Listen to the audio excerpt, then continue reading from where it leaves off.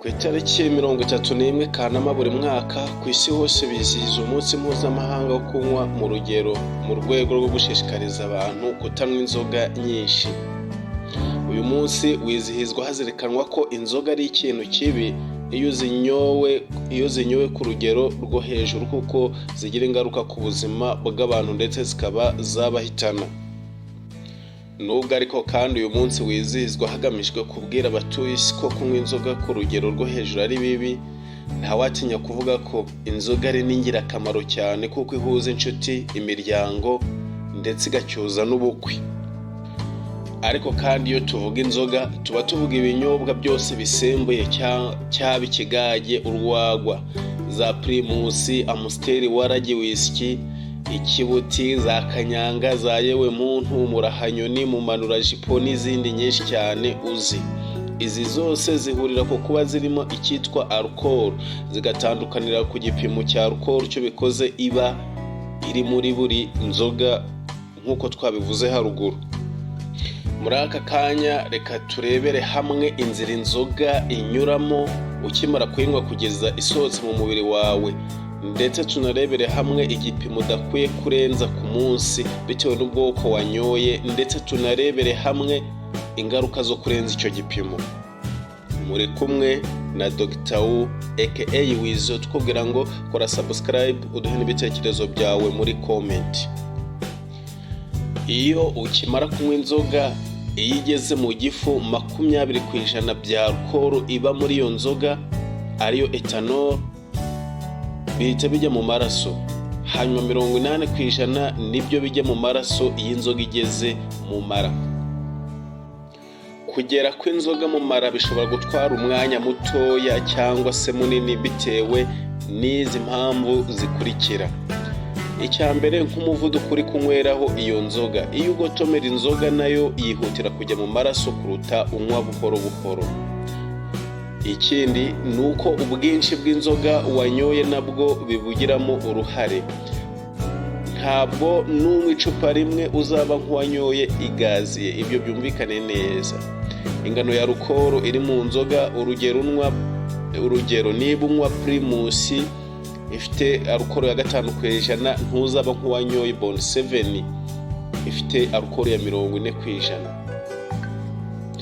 Icyakane ni uko kuba inzoga ifite cyangwa idafite gazi, icyo bita COD. Inzoga twita rufuro zirukanka mu maraso kuruta za rikeri. Kuba wariye cyangwa utariye n'indi mpamvu nayo ituma inzoga yihuta kugera mu maraso cyangwa se ntiyihute. Birumvikana iyo wariye bituma alcohol nyinshi itagera mu bwonko ahubwo igasohoka. Niyo mpamvu kunywa unarya bigabanya kuba wasinda.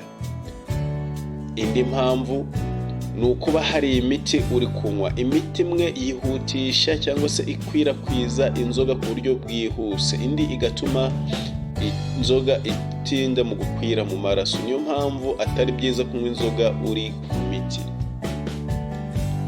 Ubusanzwe alcohol iba mu nzoga yivanga byihuse n'amavuta cyangwa se ibinure kuruta uko yivanga n'amazi, aribyo bita liposoluble.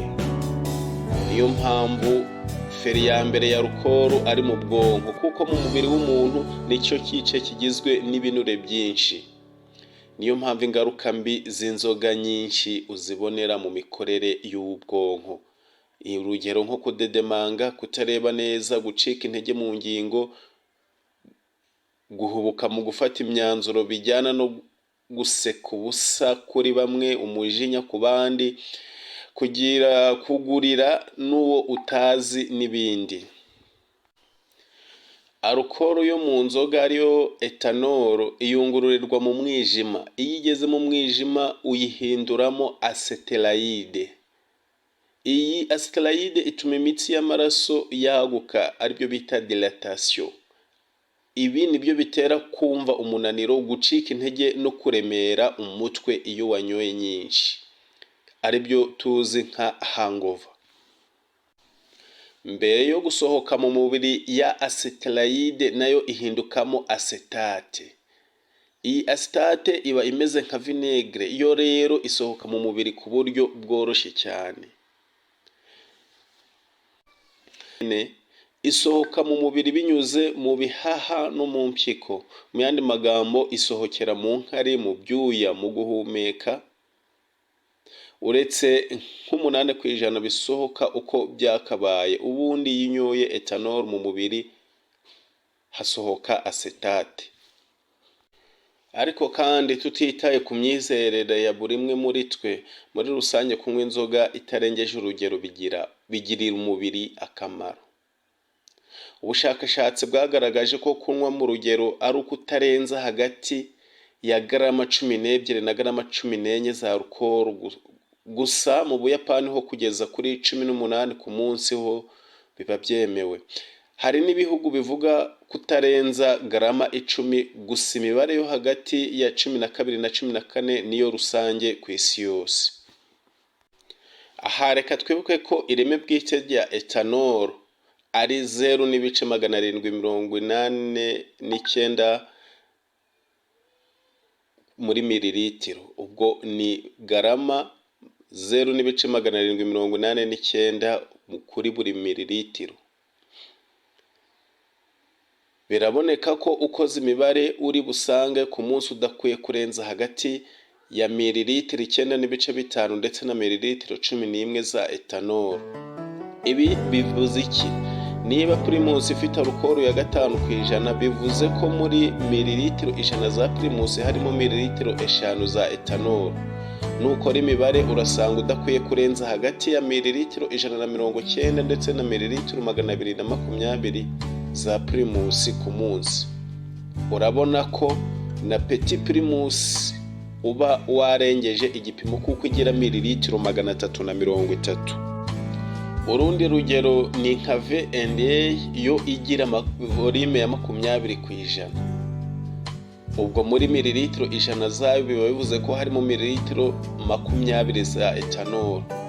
Kuri yo rero ku munsi ntugomba kurenza hagati ya mililitiro 47.5 ndetse na mililitiro 55. Twibutse ko udakwiye kwitwaza ngo ntunywa buri munsi ngo maze aho uyinywereye urenze igipimo cy'umunsi. Ntabwo ari byo. Ku munsi ntugomba kurenza kiriya gipimo waba unywa buri gihe cyangwa unywa gake mu kwezi.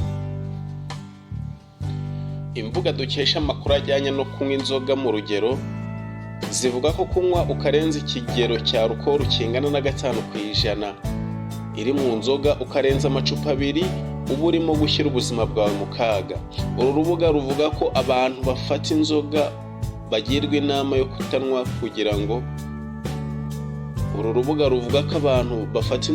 bagirwa inama yo kutanywa ku kigero cyo hejuru ndetse bakayinywa babanje no kurya. Iyo wariye bituma alcohol nyinshi itagera mu bwonko nk'umuntu utariye. Niyo mpamvu kunywa unarya bigabanya kuba wasinda nk'uko twari twabivuze haruguru. Izi mbuga kandi zivuga ko kunywa mu rugero bituma umubiri ukora ibinure byo mu mubiri bidateza ibyago byo kurwara. Kunywa mu rugero bikagabanya ibyago byo kurwara umutima.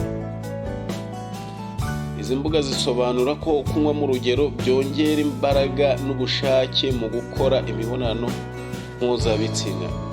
Inzoga yo mu bwoko bwa divayi yongera ubushake bwo kuryoherwa n'ibiryo, aribyo bita appétit. Kunywa mu rugero bituma ubwonko bwongera imbaraga, bityo bigafasha mu kurinda kwibagirwa. Izi mbuga zikomeza zivuga ko inzoga zigira ingaruka nyinshi ku buzima bwa muntu, ndetse ko iyo zifashwe ku kigero cyo hejuru zangiza imwe mu myanya y'imbere mu mubiri, umubiri ugatakaza ubushobozi. Ku mugore ngo ntiyakagombye kurenza icupa rimwe rya byeri ku munsi, mu gihe umugabo atakagombye kurenza amacupa 2 ya byeri ku munsi. Ku bagore bakunda divayi cyangwa se wayini ngo umugore yakagombye kunywa byibuze divayi itarenze mililitiro 125. Ni ukuvuga ikirahuri kimwe kiringaniye cya divayi ku munsi, naho umugabo ntarenze mililitiro 250. Ni ukuvuga ibirahuri 2 biringaniye ku munsi. uru rubuga ruvuga ko inzoga nyinshi zishobora kwangiza mu muhogo ugasanga umuntu araruka. Zishobora kandi kwangiza imikorere y'imisemburo ya insuline, ubundi ifasha mu gusya isukari. Kandi iyo uburyo bwo gusya isukari mu mubiri buhuye n'ikibazo, nibwo umuntu arwara indwara ya diyabete. Muri make nsa n'ubisubiyemo, iyo ubikurikije neza, iyo ukurikije kunywa inzoga mu rugero, ibyiza byabyo ni ibihe? Icya mbere ni uko alcohol ituma umubiri ukora cholesterol nziza. Kunywa mu rugero bigabanya ibyago byo kurwara umutima. Kunywa umaze cyangwa uri kurya byongera umubiri ubudahangarwa, bityo bikagufasha kuramba. Ubushakashatsi bwa vuba bwerekanye ko kunywa mu rugero byongera imbaraga n'ubushake mu gukora imibonano. Kunywa ka divayi bigabanya 60% kuba warwara ibicurane. Naho kunywa mu rugero bituma ubwonko bwongera imbaraga, bityo bigafasha mu kurinda kwibagirwa. Icya gatatu, byoza impyiko, bityo bigafasha kurwanya indwara zo kuzana utubuye mu mpyiko. Bifasha mu kurwanya kuba warwara diyabete. Twongereho ko inzoga ihuza abantu mu birori n'amakwe. Inzoga ni imfura, ikanyobwa n'imfura. Tunywe mu rugero, kubera ko iyo utanyweye mu rugero, inzoga zishobora kukuzanira izi ngaruka. Icya mbere, unanirwa gufata imyanzuro. Icya kabiri, ugira ikibazo cyo kureba neza. Icya gatatu, ushobora kuvuga udedemanga. Icya kane, ushobora kugira ikibazo cyo mu ngingo, aribyo bita gususumira. Iyo igeze ku mutima, ushobora kubyimbagana ku mutima, umuvuduko udasanzwe w'amaraso, gutera ku mutima ku buryo budasanzwe, gutera ku mutima inshuro nyinshi ku munota. Iyo igeze ku gifu, ingaruka zayo bitera kubyimba inda cyangwa se kuzana nyakubahwa. Bitera kuruka kuko iyi nzoga ibaye nyinshi ihinduka uburozi. Bitera ibibazo mu gifu ndetse bishobora gutera kanseri y'igifu. Iyo inzoga zigeze mu mwijima, ingaruka ni nk'uko twabibonye. Kunywa nyinshi bitobagura umwijima, kandi zitera kubyimba k'umwijima, ryo hepatite. Zitera kanseri y'umwijima. Inzoga iyo kanseri ituma ukomeretse amaraso adakama, ushobora kutabasha kuyungurura amaraso ngo zivanemo imyanda na mikorobe. Ushobora kurwara diyabete. Iyo bigeze ku kibazo cy'imyororokere, inzoga nyinshi zituma ucika intege mu gukora imibonano. Umwana uvutse ku basinzi nta bwenge buhagije agira. Gusa si kuri bose.